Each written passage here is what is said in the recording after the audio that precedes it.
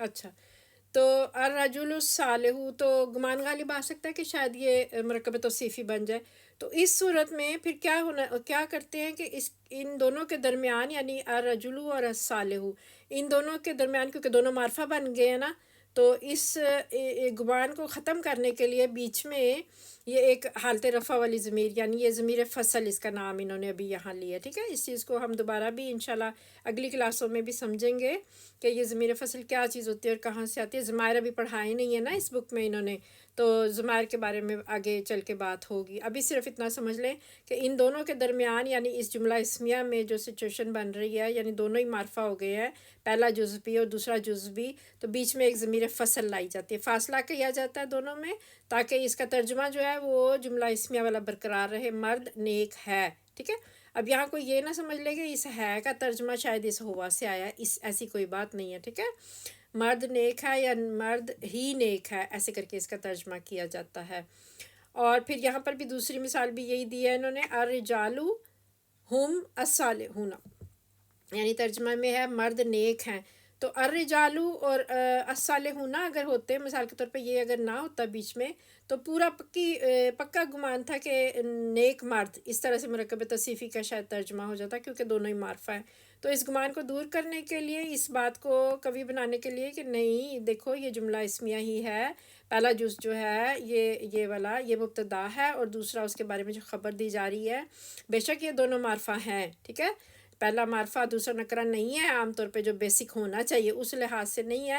تو اس بات کو اس ابہام کو دور کرنے کے لیے کہ یہ نیک مرد نیک ہیں یعنی جملہ اس میں والا ترجمہ ہونا چاہیے یہ ہم، یہ بیچ میں ضمیر فصل ایک لائی جاتی ہے. ٹھیک ہے، یہاں ضمیر فاصل لائی جاتی ہے. تو وہی بات یہاں کہہ رہے ہیں کہ اگر یہاں سے ضمیر نکال لیں یعنی ہوا یا ہم کو نکال دیں تو یہ مرکب توصیفی ہو جائیں گے. ٹھیک ہے، جیسے ابھی میں نے آپ کو بتایا کہ ان کا ترجمہ پھر اس طرح سے ہو جائے گا.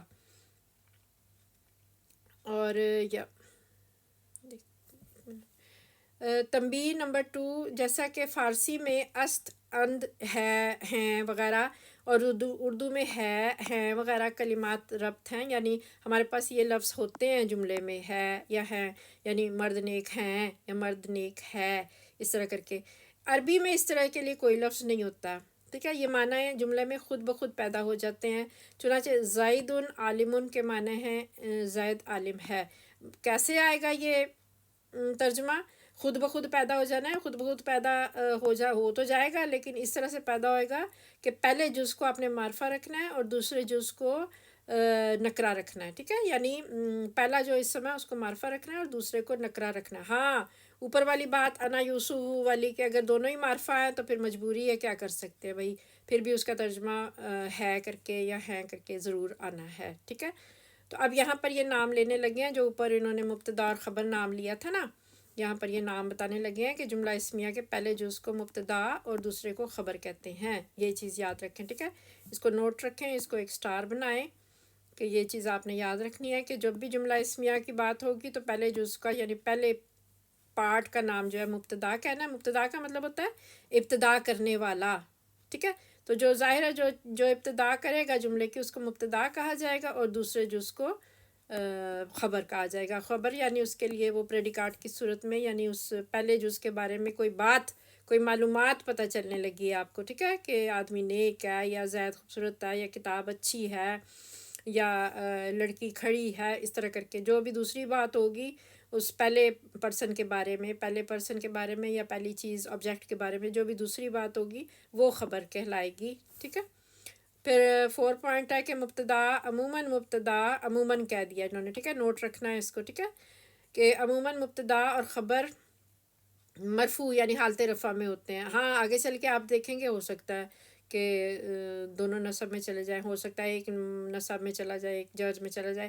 اب رفع نصب جر یہ تو ابھی تک پڑھائے نہیں ہے انہوں نے اس بک میں ہمیں. ٹھیک ہے، تو اب تک آپ نے صرف حالت رفع کے بارے میں تھوڑا سا منا سا آپ کو پتہ چل گیا، آگاہی ہوئی ہے کہ حالت رفع کیا ہوتی ہے، اور وہ بھی آپ نے اس صورت میں آپ کو آگاہی ہوئی ہے ابھی حال ہی میں آپ نے حالت رفع سے آگاہی حاصل کی ہے. حالت رفع نصب جر میں جب آپ نے جمع مذکر سالم اور جمع مؤنث سالم کا چارٹ بنایا تھا اور اس کے اوپر ورک کیا تھا، تو یہ حالت رفع نصب جر آپ کو اس چارٹ میں آپ کے سامنے آنے شروع ہو گئے ہیں. ٹھیک ہے، کوئی یہ نہ کہے کہ کیا ہوتی ہے حالت رفع، کیا ہوتی، یہ کیا آتا ہے، مرفوع کیا ہوتا ہے، یہ مجھے نہیں پتہ. ٹھیک ہے، ابھی آپ کو پتہ چلنا شروع ہو گیا ان چیزوں کا.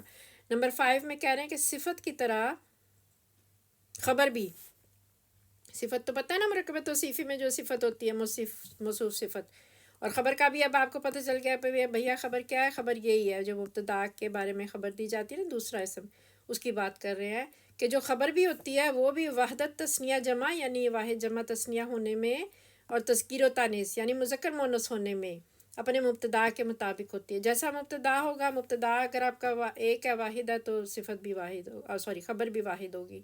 مبتدا آپ کا تثنیہ ہے تو خبر بھی آپ کی تثنیہ ہوگی. مبتدا آپ کا جمع ہے تو خبر بھی جمع ہوگی. یہ ساری چیزیں جو ہے نا یہ نیچے یہ بتائی جا رہی ہیں. ٹھیک ہے، اس کو بعد میں دیکھیں گے، ابھی اس کلاس میں نہیں، اگلی کلاس میں اس کو دیکھیں گے.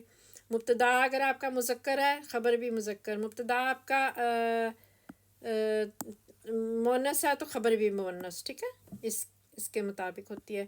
مگر ایک تھوڑا سا استثنائی قاعدہ بیچ میں آ گیا، جبکہ مبتدا اگر غیر عاقل کی جمع ہو، غیر عاقل کی جمع یعنی کوئی انسان نہیں ہے، کوئی جن نہیں ہے، کوئی فرشتہ نہیں ہے، ان کے علاوہ جو چیزیں ہیں مخلوقات، ان کی جمع اگر ہوگی، جیسے کتابیں ہو گئیں.